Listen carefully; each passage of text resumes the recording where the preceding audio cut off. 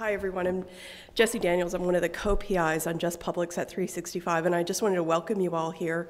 I heard from Alondra. She's on her way from Columbia. She was teaching up until 5:25, so she's speeding here in a cab, and I'm sure she'll be here safely very soon. So I don't want to take more of your time. I did want to introduce Bronwyn and just say that we're delighted to have her as a digital fellow in Just Publics.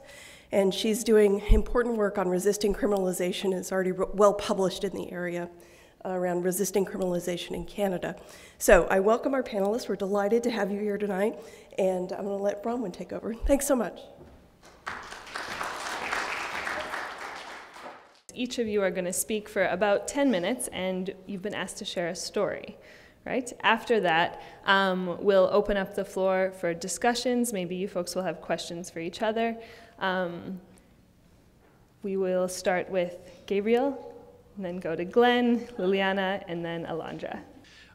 So thanks for the invitation to be here. I'm going to tell a brief story about somebody who has deeply inspired the work that I do at the Drug Policy Alliance, and the moment for this is particularly, I think, appropriate. This year, as a matter of fact, on May 8th of 2013 is the 40th anniversary of the signing of the Rockefeller drug laws. Now, those laws aren't taken up much in the film that you've just seen, but Nixon's war on drugs really it was first animated in a real way here in New York back in 1973 when Governor Nelson Rockefeller signed the Rockefeller drug laws. And those laws, for those of you who may not know, required mandatory prison terms. It was the first state to implement this kind of sentencing practices after President Nixon made his declaration of war. And so New York holds the distinction of getting the real start to that process underway. And other states followed New York. Now, the Rockefeller laws, for those of you who may not know, were very harsh mandatory prison terms that required 15 years or more in prison. And some of you, I know some of the people here in the audience who know a number of people who were incarcerated under those laws and are still dealing with the consequences of that kind of approach. But from 1973 until the laws were reformed just a few years ago, over 200,000 New Yorkers were incarcerated. And for really even small amounts of drugs, first-time offenses, a lot of people were incarcerated. At one point, it was 95% of the people incarcerated for drug offenses were Black or Latino. And so many of the themes in the film that you just saw were playing out in very ugly ways here in New York. One of the people who was incarcerated was a man by the name of Anthony Papa. He tried to sell a package of cocaine to another undercover officer in the mid-'80s. He needed some money. He wasn't making a lot of money. A friend of his said, look, if you deliver this package, you could make some dough. Tony doesn't dispute that this wasn't a bright idea for him to do, but he didn't realize that he would be facing a 15 to life sentence, which is what he got for this offense. It wasn't a violent offense. He had no other criminal record. That was in the mid-'80s, and Anthony went to prison, and he lost contact with his daughter, with his wife. That family eventually disintegrated because Tony was in prison. And he then was forced to deal with the harsh reality of looking at a 15 to life sentence for a mistake that as he describes it, a mistake that he made, but that mistake was leading to him spending a life in prison. Anthony then started to learn how to paint. He was never, as he describes it, he was not an artistic person, but he learned how to paint inside of prison, and it really caught him. Art caught him as a method of for him to get to know himself.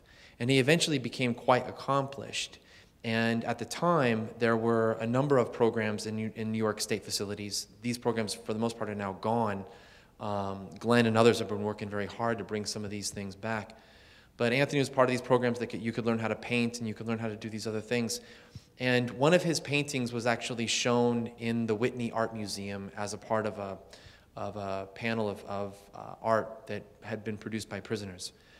And Anthony he's a pretty savvy dude, and he wrote an interview with himself and then had it published in a paper and started generating a paper outside of the prison, and started generating a lot of attention on himself as an artist. And eventually, he won clemency by Governor George Pataki in 1997, and he literally painted his way out of prison. It's a unique story, but it didn't stop there. He went on to start this group called the New York Mothers for the Disappeared. It was named after a group in Argentina, the Mothers of the Disappeared, the Mothers of the Plaza de Mayo.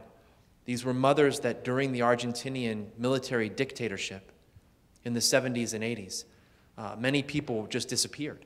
And these mothers went down to the plaza and demanded that they called them the disappeared, their children, be returned from the military dictatorship. Now, the dictatorship was taking these people and killing them. Tony Papa started this organization that made this tie in with the Argentinian mothers, and he worked with many mothers here in the city of New York, and people like Randy Credico, and they did a lot of street actions and street organizing. And this was in the late 90s when nobody thought the Rockefeller laws would ever change. And he was up against a huge system with no money, with a criminal record, and with the only thing that he had pushing him forward was his heart and the energy that he had built up and his desire to change the laws. And at the time, it looked like a real sort of Don Quixote effort, you know, somebody going against something that would, of course, never change. But that is exactly the kind of thing that ends up transforming these very systems that appear at times to be so large, so impossibly humongous, and far beyond any of our individual abilities to change. It's those kinds of individual actions, when people stay committed to a thing and against all odds continue to fight, that things really start to change. Now, you know, 15 years later after Tony Papa won his freedom, I now have the honor of working with him at the Drug Policy Alliance, and we're still working on the legacies of criminalization resulting from the Rockefeller drug laws. But the laws were reformed in 2009, and our organization and Glenn's organization and many organizations, and maybe some of you here, participated in the rallies and the events and the marches and the other things that took place to try to make those laws change. It's important to note, I think, here, since we're at a university, that it was a student movement in the late 90s that started this thing that we now call Drop the Rock. It was students that started that here in New York. But we're still dealing with that legacy. But the fact is that these things can be reformed and we can change them. But it requires a lot of effort and energy over time. It's certainly one of the inspiring, pardon me, I didn't listen to that sign on the front that said turn that off. One of the inspiring things to me about both this film and gatherings like this conference and stories like Anthony Papa's is that these things take a long time. Reform, change takes a long time. And we have to put our shoulders to it and stick with it. And otherwise, nothing happens. And my papa, my grandfather, used to say, he would say, boy, you ain't getting a damn thing done unless you put some elbow grease into it, so I want to see some elbow grease.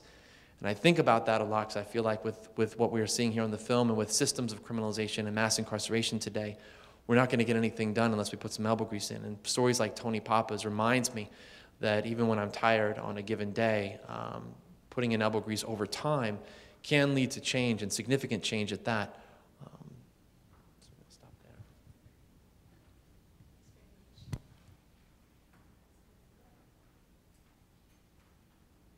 Unless someone else is dying to go first. Okay. So, Gabriel, I appreciate the fact that you started with a story, a human story, and I'm going to continue in that direction. So I had this picture I wanted to put up as I was speaking. I took this picture about 4 weeks ago at the train station at the corner by the Fortune Society at Queens Plaza, and I'll explain the picture in a few minutes, but I thought it would make a great backdrop for my presentation. First of all, thank you to Dr. Daniels for this opportunity and for the organizers who helped put together today's event. We know each other from Twitter. It's great to meet in person. I appreciate the invitation. So I think the film is great. I think the film does an amazing job of talking about the drug war and giving a really great historical perspective on how we got here. But I think the film only tells half the story. Even though we had recent wins, if you will, on Rockefeller drug law, which I think was hugely important, which was hugely led by Drug Policy Alliance and Correctional Association and many other organizations here in New York that have been working for many, many years to push back on our mandatory minimum drug laws, I think we have to keep our eye on the prize. And we continue to work on implementation, because changing policy doesn't mean that you change behavior.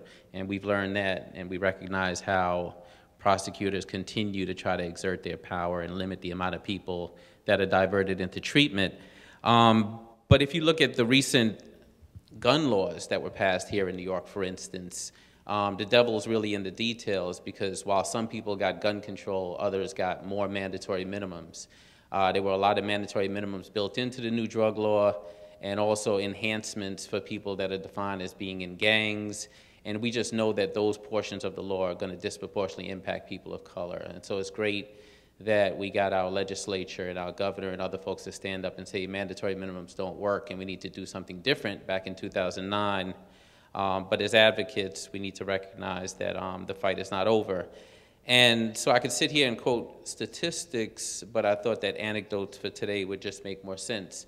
At the Fortune Society, we serve about 3,000 people per year that have been involved in the criminal justice system in one way or the other, either at the front end, where we keep a few hundred people out through our alternative to incarceration programs, so diversion programs, not just for people who have drug arrests, but also for people with violent crimes where there are mitigating circumstances and they can be better served in the community without diminishing public safety. And we've successfully done that for over 20 years. And then we serve about 2,500 people on the other end, people who are going through reentry. And to be clear, those are not just folks who just walked out of prison yesterday, because the truth of the matter is, and Michelle sort of alluded to this, and Dr. Ogletree, we have attached so much lifetime punishment to criminal convictions that it can be 15 years after you walk out of a prison. If you lose your job, you're not that much better off than someone who just walked out yesterday. And at the Fortune Society, we recognize that and keep our door open to anyone who's been involved in the criminal justice system. So this morning I was running a group at the Fortune Society. Everyone on staff runs groups at one point or the other, the CFO, the president, everyone. And I was running a group with about 15 guys, and we were talking about what happened in Boston. And the clients who run the gamut in terms of their criminal record, from a guy who has drug possession charge to a guy who has a gun charge, assault charge, and so on. And they all had tremendous amount of sympathy for the victims of what happened in Boston. And then we furthered the conversation, and it was interesting because one of them said, you know, I'm going to say something that might bother other people in the group, but I think it's important to say out loud. And he said if they were two black men walking through that marathon with knapsacks on, chances are they would have never gotten anywhere near where those guys ended up to set off those bombs. And what he was pointing out is something that's real in the lives of our clients, which is they recognized that law enforcement disproportionately targets them. About 2 hours later, we had some NYPD brass come to the Fortune Society to do a presentation, and I'll tell you why. So it was based on this picture. So when I took this picture, I stood about 5 feet from the interaction that was happening. And by looking at this picture, the assumption might be that this person did something relatively serious, right? So this is one of our clients who swiped his Metro card and then dropped it on the floor after it had no value left on it. And this is what he encountered as a result for littering in the subway. And I listened to the entire interaction, and what the officer kept saying was, I know you're a Fortune client, which means that you already have a felony, and trust me, I can make your life miserable. And this went on for about 20 minutes with each officer getting his say in berating this young man of color. And when I brought that back to the Fortune Society, I learned that this was relatively systemic, that our clients were leaving the agency, walking down into the subway, and getting arrested repeatedly for relatively minor crimes. And the more we talked to the clients, the more we heard that these officers were comfortable enough to tell our clients that they were being targeted, and that if they had a Fortune ID, that they knew that they wouldn't issue summonses, that they would have to take them to the precinct, because the rule for NYPD transit is if you already have a felony, then you're considered a transit recidivist, and you don't get a summons. You either get a desk appearance ticket at the police precinct, or you go through the system. And if I'm an officer and I'm trying to increase my base pay, then what you try to do, as mentioned, I believe, in the video, is to see how many overtime hours you can clock. And you don't get many overtime hours for issuing summonses, but you do for taking people back to the police precinct and spending a few hours at the end of your day processing those folks. But what's really interesting for me, again, is that our clients understand that. They have a keen understanding of how they fit into this criminal justice machine that we've essentially created here. So we contacted Ray Kelly in response to what we were seeing. And Ray Kelly's response, the commissioner, was to send his captain of the transit system in Queens to come talk to us and then ultimately talk to our clients. And it was the most surreal situation I've ever been in, where this officer, a person of color, who sat in a meeting with the executives at the agency and talked about how he totally understood what was happening. He's a man of color, he's a father before he's a police officer and so on, stood in front of our clients and essentially said to them, it is what it is, and you need to find ways to work within this system. Agreeing that the system didn't have equity in it, that they were being unfairly targeted. At the same time, these are the same officers under his command. And he felt comfortable enough saying to a room of about 200 clients this morning that this is what it is, this is what it's probably going to be, and that you guys need to find ways to work around this system. And I was just so taken aback by listening to this police officer today that I said that this would be part of the narrative that I'd have for this group. And what it really reminded me is that if you're in law enforcement, because I have a brother who was a federal correction officer and now is a federal marshal, and he grew up in the same household I grew up in, poor, single-parent household, public assistance, and even he now has sort of adopted this narrative about as long as he's not mistreating people, in the end they put themselves in this situation, right? So he's created his own narrative to enforce who he is and the role that he plays. And I just keep reminding myself that if you're a hammer, everything looks like a nail. And that's what I kept hearing from these officers, is that they couldn't think about the larger systemic issues. Like, even though he admitted race is involved and so on, like, he couldn't think of what the larger impact would be on our clients, the long-term impact. In fact, had the nerve to go into this whole conversation about his retirement and how great it is to be a police officer and how much money he's saved in his retirement and that he's going to go back to his country of Jamaica when he's done, and how the women love him in his uniform and how he touches his gun every morning. When it was horrendous. It was horrible, but it was a stark reminder of what we're up against. 6 years ago, I did 6 years in prison here in New York State and came home 12 years ago. And people often ask me what motivates me to do the work. And what motivates me to do the work is that when I was in prison for a violent crime, I met so many young men of color who were in there for drug crimes. Many of them had come in, done 10, 11, 12 years. I came in, did 6, left, and they still had another 7 or 8 to go before they would even see their first board. And right away, to me, I just knew there was something unfair about that. And it wasn't, and even going to prison, you know, I had my own narrative in my head about what I would encounter in prison, who I would see in prison, what they would look like. Because if you look at television these days, there's more crime on MSNBC reality shows than there ever will be in society, right? Television would make us believe that we're in the height of the crack epidemic. And I remember being in a cell with a guy, and he needed to light a cigarette, and he took a lead pencil and took the lead out the pencil and used the outlet to heat the lead up so much that he could light a cigarette.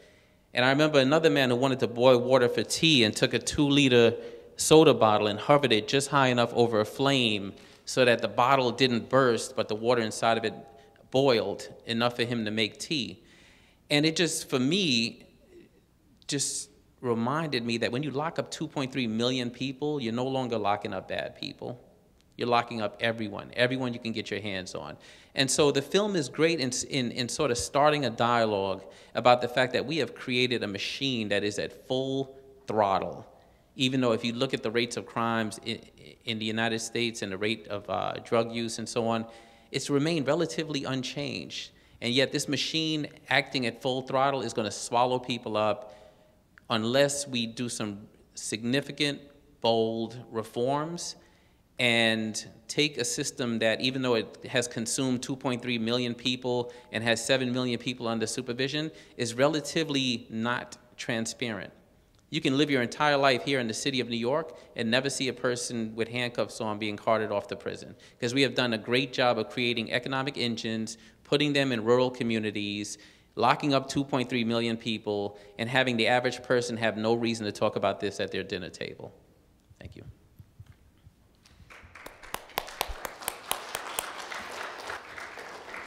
Thank you.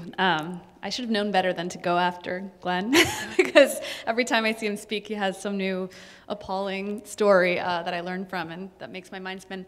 Thank you again for including me on this panel. It's really quite a privilege. I admire all your work, and I have for a long time. People also ask me, I'm an editor and a journalist, and I've been writing for quite some time, and people often ask me, how I came to choose criminal justice as and prisons as an area to cover. And so, the sort of short answer to that question is that really I came to this issue as an activist first.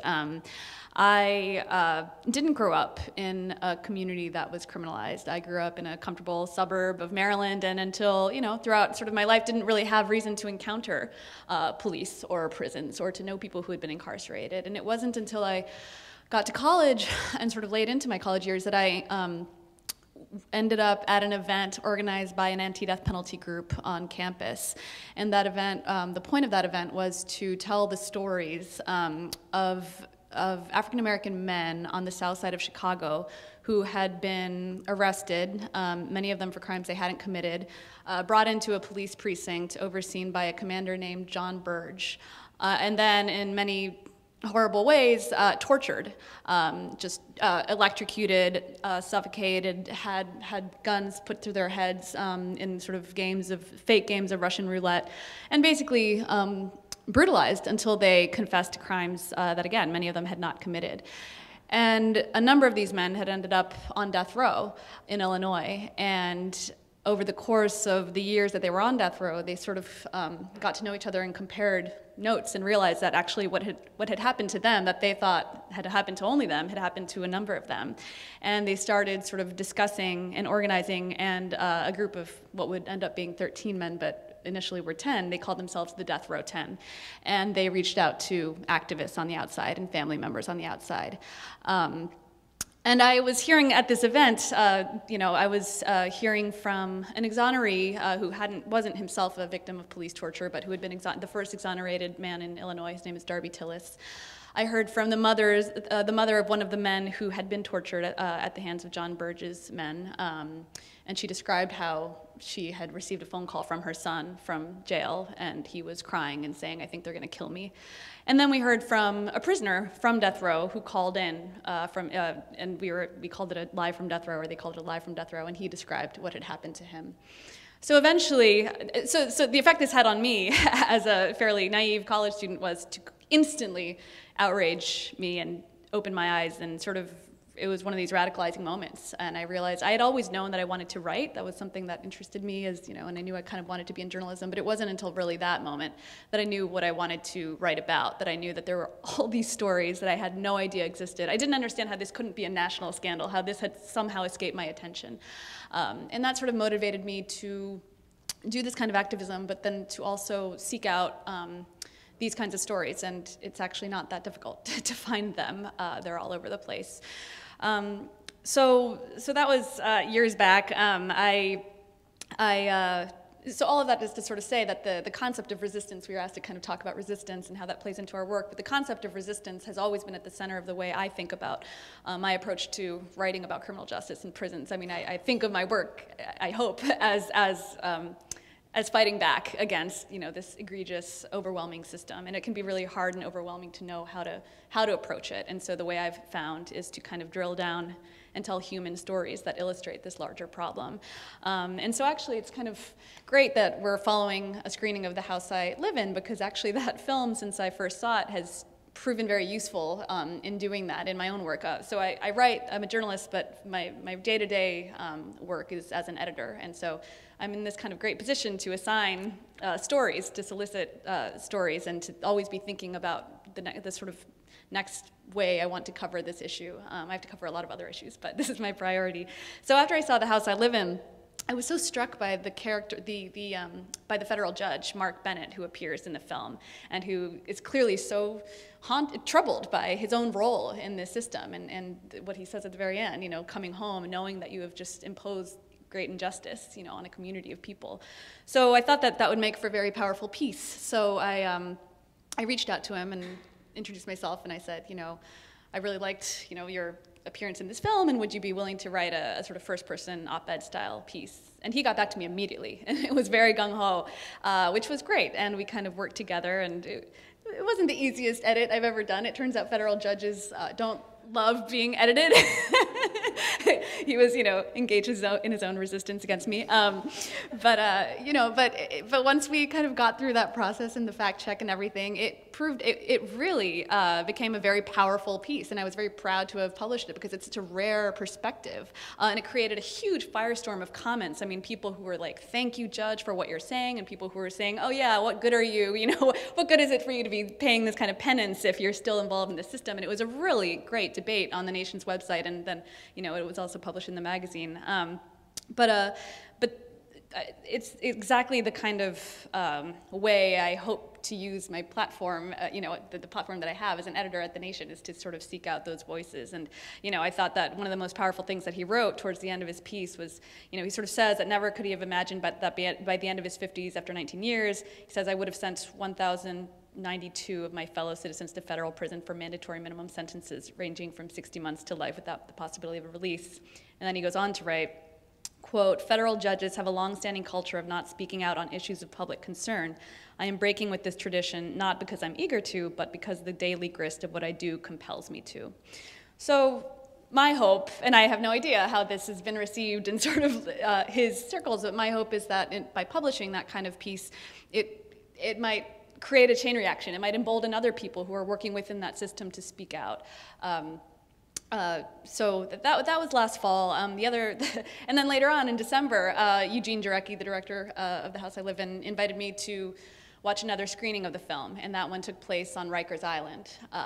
And I went with a couple of other people, and the film was screened for a group of prisoners, which was kind of extraordinary, and in my mind, sort of a radical act in and of itself. And I give Eugene Jarecki great credit for doing this. I mean, it's his goal in this coming year to go into as many facilities as he can to do these kinds of screenings, which the way I think about it as an editor is it's so important because it means that these men, and it's all men's, male facilities, I think, that he's gone into so far, but that they're not just subject matter, they're not just material, they're human beings whose lives are being reflected in this story, and it's central to his mission into this project to kind of make them a part of the deployment of this project. And that's kind of how I try to think of my own work as well. Not to claim to tell people's stories for them, but to try to make them active participants in these narratives and sort of the center of these stories. So I don't know how much more I want to go on because I want to give Alondra some time, but I wanted to say one other thing, which is that I recently returned from Memphis, where I was attending the death penalty trial of a man named Timothy McKinney, and I wrote about his case last month in the Nation's pages, and it would take way too long to go into that case, but it's a really outrageous case. Huge questions about he had formerly been on death row for the killing of an off-duty police officer. Very corrupt investigation, very corrupt case based entirely on eyewitness testimony. Some very disturbing parallels with the case of Troy Davis. But anyway, he's being retried in Memphis, and I spent a lot of time in and out of the Shelby County Jail on the Shelby County Justice Center, which is just this massive, you use the word machine, it's like a massive sort of felon factory, basically. I sat there every morning before deliberations would start and watch this judge tell people who had done things like try to cash a forged check. They would plead guilty, which is routine, and then he would sort of list all the many rights that they were now forfeiting as a felon. And it was very, very disturbing because it was done with a sort of automatic, unblinking nature that, unless you're used to that system, is very jarring. And it was equally jarring, actually, to approach that complex on a Monday morning and see a line out the door, 2 lines out the door around the corner, almost exclusively young black men who were waiting to get into this place, who were waiting to go into the, to go through the metal detectors. And then to stand in line there with them, waiting for the same thing, and then to be looked at like, why is she here?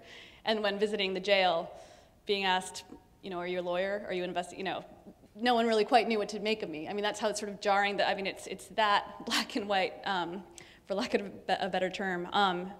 And I'll just close by sort of illustrating this, which is that the first time I went to Memphis to visit this place was the same week that a number of city parks the city council had voted to rename a number of the city's public parks. And one of those parks is called Confederate Park, and it sits just in the shadow of 201 Poplar, of this structure I'm describing. The other one, which is not that far away, was Nathan Bedford Forest Park, which was named after the first Grand Wizard of the Ku Klux Klan. And in 2013, these parks were finally being renamed, and it was a great controversy. And actually, the KKK marched downtown 1 week before I went back recently to protest this move.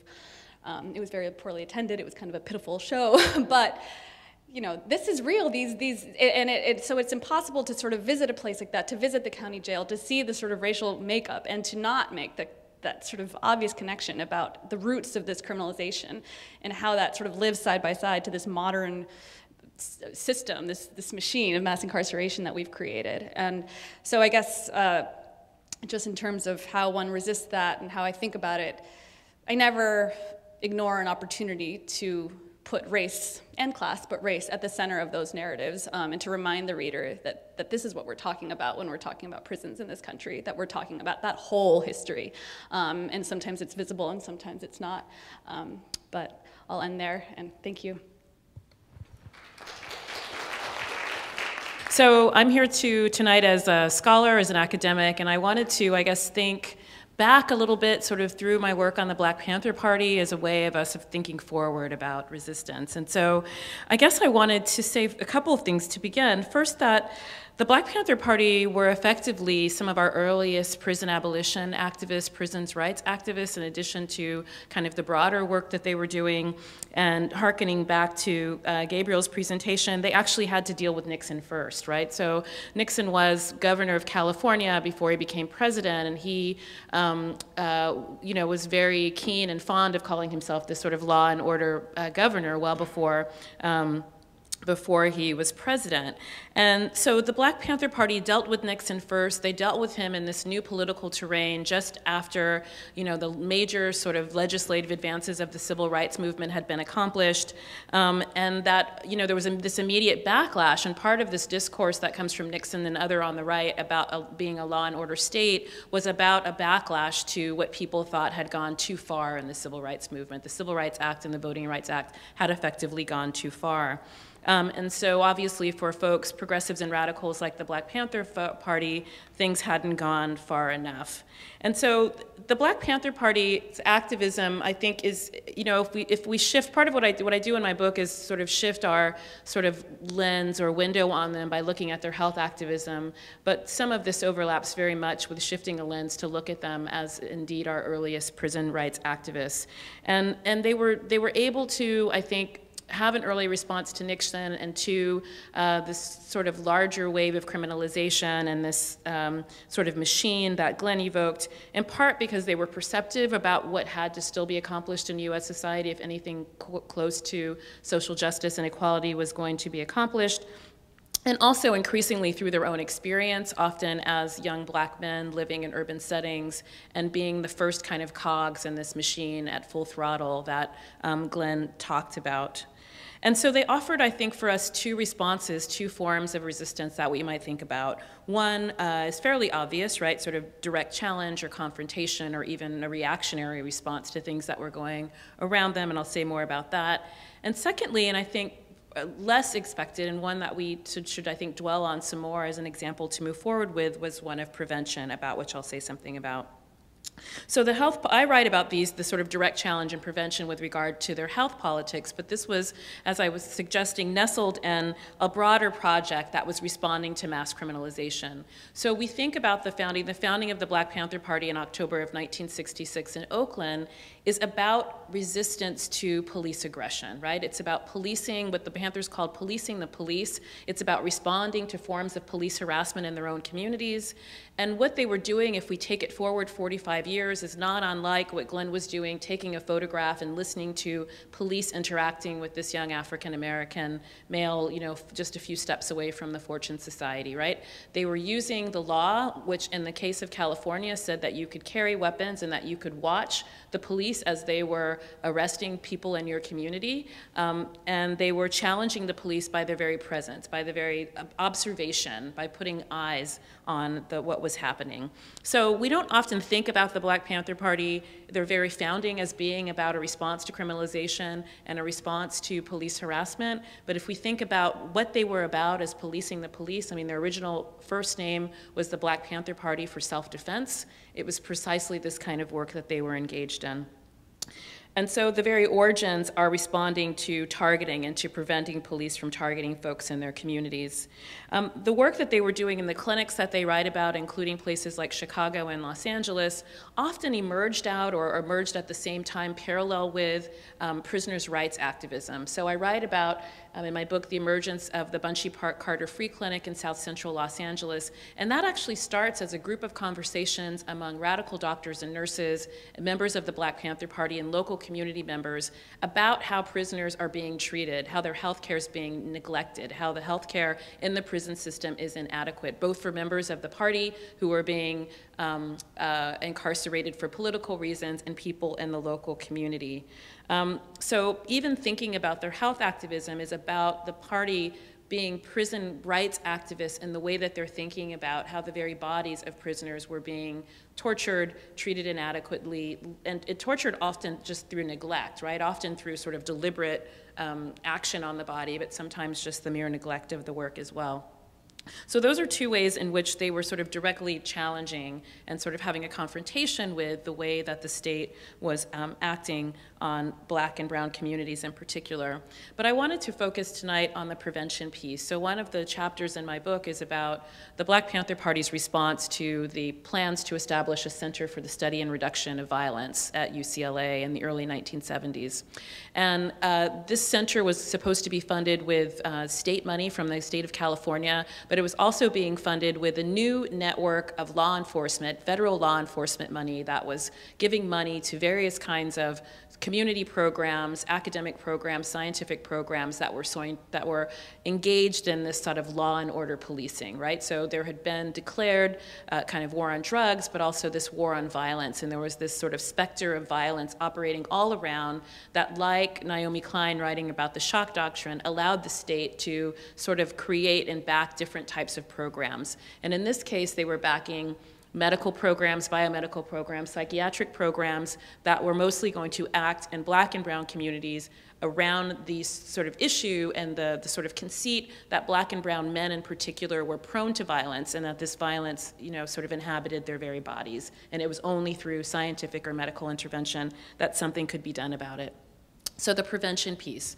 The Black Panther Party, who we think about in an overdetermined way as always using guns as a form of resistance, in fact evoke a kind of robust citizenship. So they work with Cesar Chavez's Farm Workers Association, the National Organization for Women, and two prisoners' rights organizations in coalition to block funding at the California State Legislature to the funding that would have gone to UCLA for this center, right? And so they're talking from the perspective of people who are hyper-incarcerated from communities who would have been most affected by this center. And the center's plans included things like using male prisoners, Black and brown male prisoners, and sort of effectively coercing them to participate in biomedical research in which there would be investigations into their brains, with the conceit being that there was something about the brains of Black and Latino men that made them prone to violence, and that was the reason that they were incarcerated. And so some of you know about the history of medical experimentation and amongst prison populations, and this would have been an extension of that work.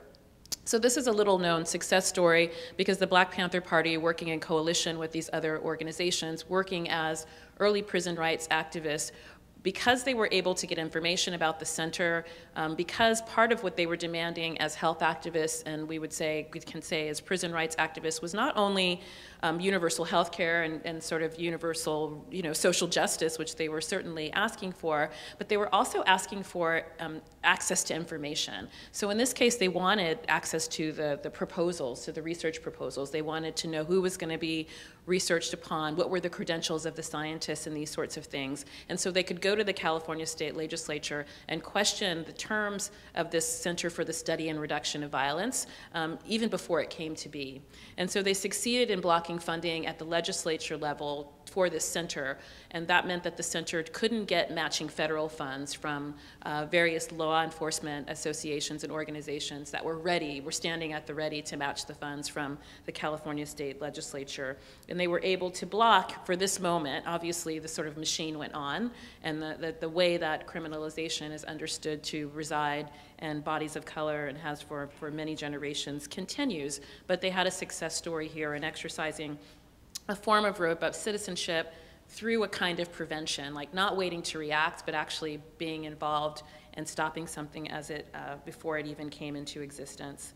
So I just want to offer the Black Panther Party as, I know it was 45 years ago. I know we have complicated feelings about activists from the 1960s and 70s who I think were actually doing yeoman's work, but they offer for us a form or a model of resistance, I think that's still a usable past and viable for us today, both as a direct challenge and as a reaction to the sort of mass incarceration system machine that's happening, and also as a form of thinking about prevention through coalition and through the gathering of information and the mobilization of that, and sort of putting sort of bottlenecks at funding sources that sort of feed the machine.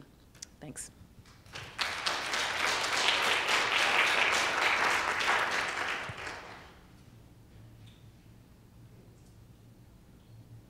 So, is this working? Yeah. I think we can turn for maybe a few questions from the audience. Maybe we could grab some questions and then collect them and do a little go-round. I would like to follow up on a point that Glenn made, but to the rest of the panel, which is that criminal justice reform has been an ongoing issue within a small community for a long time. But criminal justice often doesn't reach a broader audience because policing is so unevenly distributed in the city. Nobody who looks like me, old white guys, are getting stopped and frisked. That's just the reality. How do we broaden the conversation? How do we involve more people so that we can actually get the votes or the phone calls to legislators to change it? Appreciate the opportunity to be here, and I'm very grateful that each one of you have come to discuss this very important issue. I guess one of the things that I think has not really been addressed, I think, effectively is what they refer to as the unintended consequences of this hyper-incarceration of this population. So when we look at, the results, right, we know that African-American males and Latino males are incarcerated at this ridiculous rate.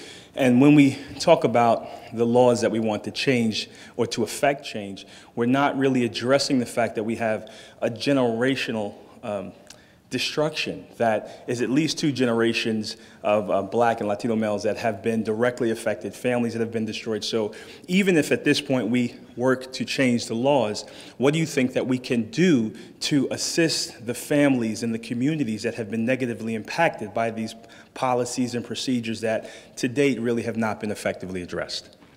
Great. Thanks very much. So there was a question about programs working together to solve the problem. There was a gentleman up here earlier here. So I just tweeted today, actually, about what I call Reentry Mania. The idea that this entire country now is looking at reentry, the importance of reentry. I mean, 10 years ago, as the story goes, Jeremy Travis, who's the head of John Jay, said to Janet Reno at the time, we have large numbers of people coming home from prison. I think it was 600,000 at the time. Today we're up to 730,000. And said, what are we going to do about this, right? As one unintended outcome of locking up so many people is that 95% of them come home at some point. And President Bush ultimately talked about the importance of helping people to reintegrate at the State of the Union address in 2004 and created the President's Prisoner Reentry Initiative, and then ultimately urged Congress, along with advocates, to do something. And Congress came up with the Second Chance Act, which has been funded anywhere between $50 and $100 million over the last few years. And what's scary about that for me is that while reentry is important and these people coming off from prison need help, you can easily lose sight of how we got here when the government starts sprinkling money across the nation to focus on reentry. And my biggest concern is that folks who were much more advocacy-oriented are now chasing those dollars to start programs, to run reentry programs, at the expense of losing sight of how we got here.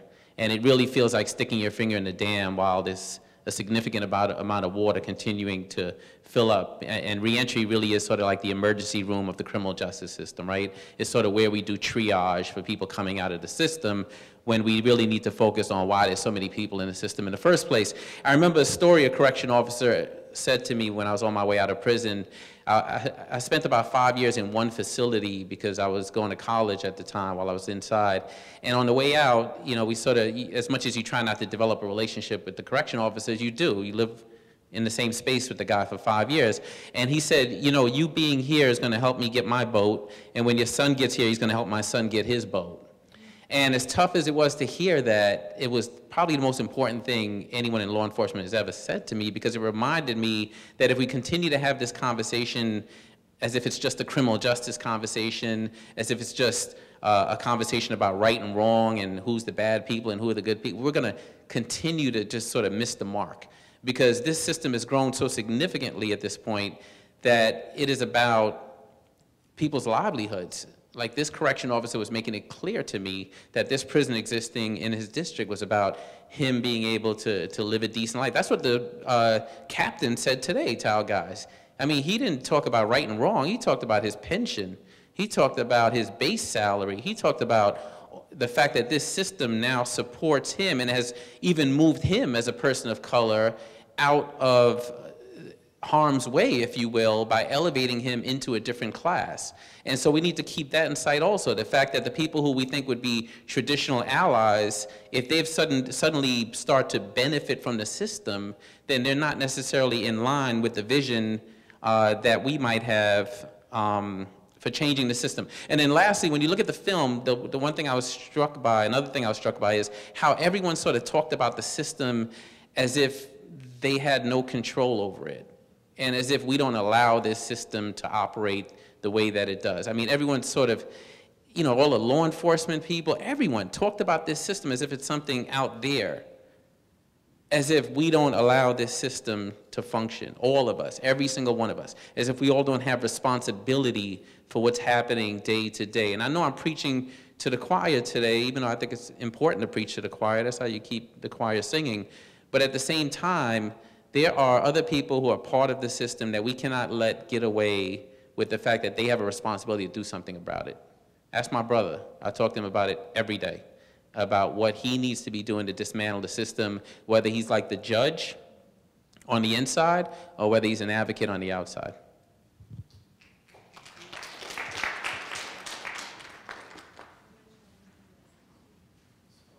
So, okay. With respect to the gentleman who asked about, you know, what do you do to raise issues about stop and frisk and build a movement, I mean, I honestly don't know anything other than to organize. I just don't know another method to do it. And so if there's a billionaire in the room right now and you can put some money on the table, then we can do some more things. But I'm not a billionaire or a millionaire or a multi-thousand-dollar-aire.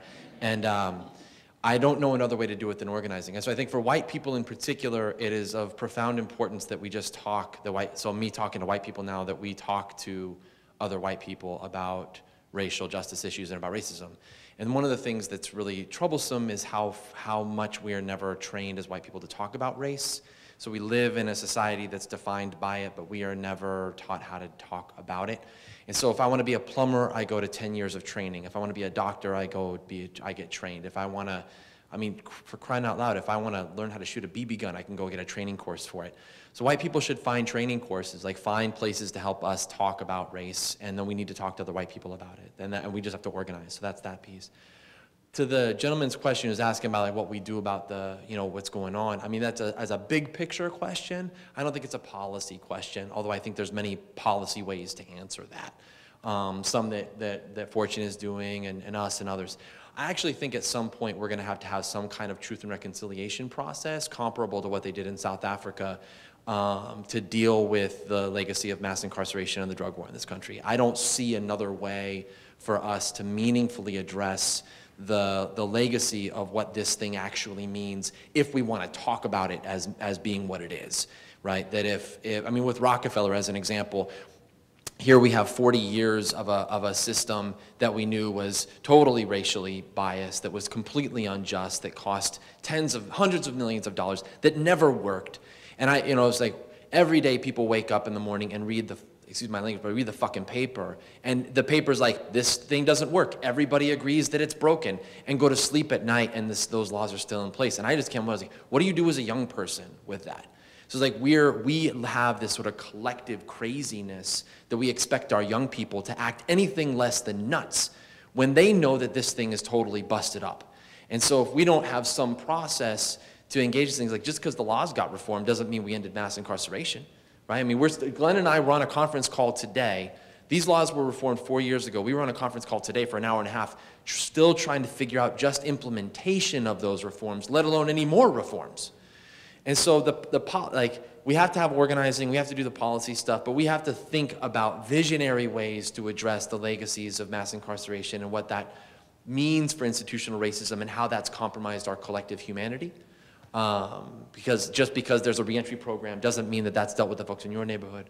And then finally, I mean, to the gentleman's question, it wasn't a laughing about what you were saying, it was laughing about saying that the depth of what you were bringing up was fairly serious, and saying like, yeah, this thing goes long and deep. And there's, with respect to drugs specifically, we've got a lot to deal with just with each other about just the reality of drugs and the way that we allow, in many respects, our moral reactions around drugs to create the environment that allows some of these laws to pass.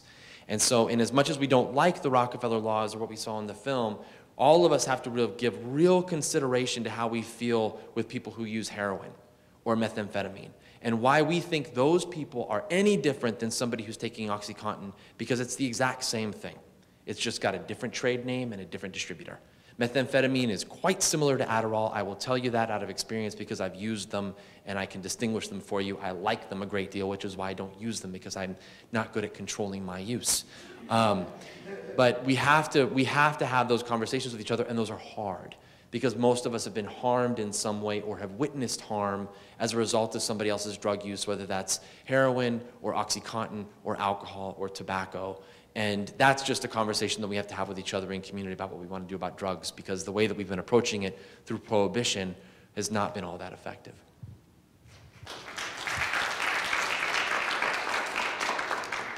So just 2 quick points in response to the first 2 questions. I mean, it's been answered effectively here, but I think, coalition building and organizing in coalition, and I think what's the thing to organize around is perhaps not criminal justice reform, but it's about a general erosion of rights and dehumanization that affects, broad swaths of U.S. society. So whether that's drone strikes here or abroad, whether that's the sort of the attack on women's reproductive rights. I mean, I think that a lot of this is narrative framing that organizers do very well to expand the constituency for different types of work, social justice work. I mean, I went to the Silent Stop and Frisk March earlier this year, and it was great to see LGBT activists there, that understood that this impacted their community, particularly with regard to trans folks, but that also this larger erosion of social rights affects all of us,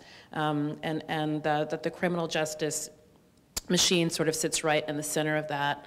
And I think another piece I might offer as an example, or something that we might think about, is that, you know, as more and more people become part of this criminal justice system through this hyper-incarceration that we've signed on to as a society, that more and people are affected, and some of these people are white people. And so I think it's time to really shine a light and tell the truth. There's lots of white felons walking around who have got caught up in the system. You don't go up from, you know, 500,000 people to to millions and millions of people without, you know, not disproportionately, but out affecting white people. But white felons have a different toll, right? You can be a white felon and go on with your life. And I think it's time to really shine a light and tell the truth about how this has affected all swaths of US society.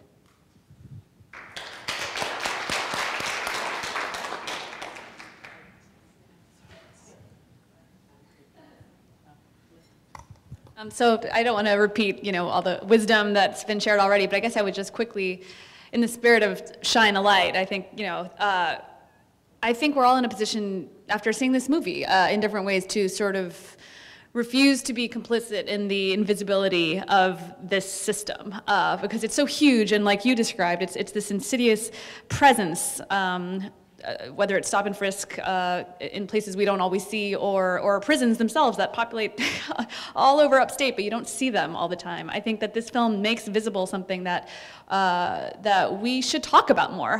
You know, after you leave today, I mean, you can share, you know, talk about the film with other people who might not give prisons a second thought because it's not necessarily a part of their life. I think that I mean, that seems very simple, but really, I mean, that's what it takes to kind of build consciousness around these issues. And I do think actually that we're in a moment where, you know, the war on drugs is deeply discredited. You know, there are a lot of victories that we can sort of build upon right now. I was just talking to a guy this afternoon, a man who just got out of prison in California after serving 15 years under 3 strikes, and he, I'm going to ask him to write. I've asked him to write a story about his reentry process and I hope to include that in a sort of special issue that I'm going to publish in the fall. I hope that's themed all about criminal justice and all about prisons, and the very point of that special issue is to make visible these sort of huge, I mean, these prisons are universes unto themselves. They're teeming with life and sort of lost potential, and not even lost potential. I mean, prisoners do incredible writing and incredible, accomplish a lot on the inside, you know, and that's what I'm always struck by when I visit upstate prisons. So yeah, I would just say talk about, you know, spread the word about, you know, organize. There's certainly groups out there.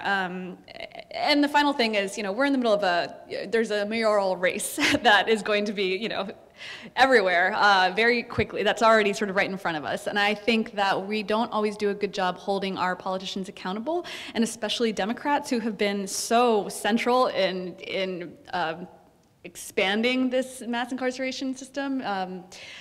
And so I think that we need to challenge our elected officials to, you know, we need to ask them, what are you going to do about not just stop and frisk, which is already kind of a live issue, what are you going to do about prisons? What are you going to do about, you know, overcrowded jails? And, you know, we deserve answers. We shouldn't give our vote away to people who aren't going to address this crisis. So that's the last thing I would say. Thank you.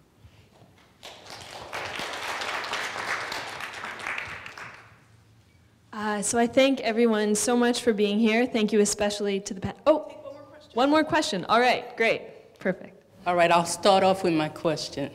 My name is Cynthia Kierstead, and my question is, all of you have touched me in different ways, you know, on the panel, and I just want some kind of, if guidance can be given to me in terms of the reason I came here today is because last week my son, who's 35, has been in the correction system for 20 years. And I mean, he's done his whole time from juvenile up into the adult situation. And we as his family are kind of losing hope, you know, in if he's, you know, coming home.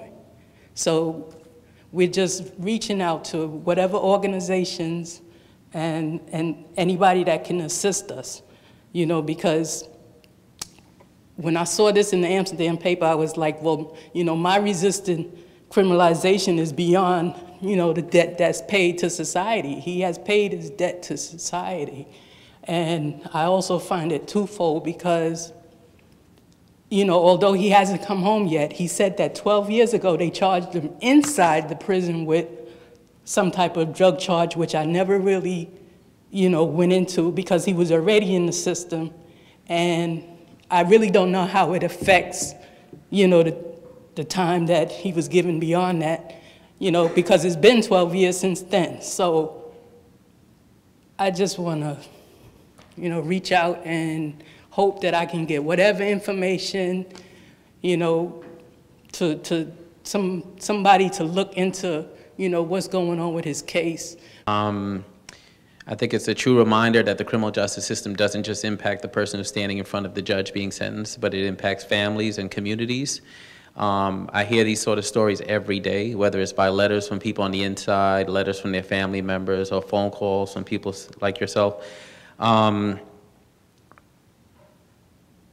the agency I work for, we have a policy of helping anyone who walks through the door for support, anyone who's been involved in the criminal justice system or their families, and we can talk offline about that. But I'll just talk to you from a more personal perspective, because I think that's more important based on what I heard. And what you're providing for him is something that the Fortune Society may never be able to provide for him, and you can't take that away, because I think it sounds like you're his strength, you and the family, and you're providing the one thing that I've seen help people succeed more than any reentry program in the world, and that's hope. And so as difficult as this is at this point, I think you need to continue to hold on to that and recognize that that is what's going to allow him to exit the system successfully and be successful after incarceration. So we can have a conversation about nuance around his case and whether I know people who might be helpful and programs and all that sort of stuff. But I think that you already have the one thing that's going to help him to stay strong and make it out the system successfully, and that's hope. And you should hold on to that.